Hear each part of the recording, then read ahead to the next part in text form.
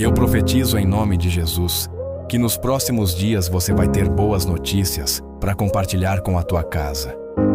Eu profetizo em nome de Jesus que nos próximos dias você vai se encher e se renovar na esperança, mas as coisas ainda não mudaram. Não mudaram.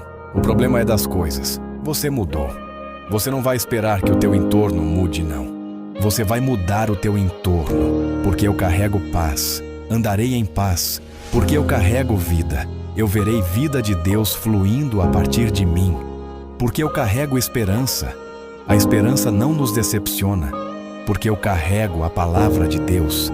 A palavra de Deus é suficiente, porque eu carrego a vida de Deus. A Bíblia diz que o mesmo Espírito que ressuscitou Jesus Cristo dos mortos, Ele habita em nós.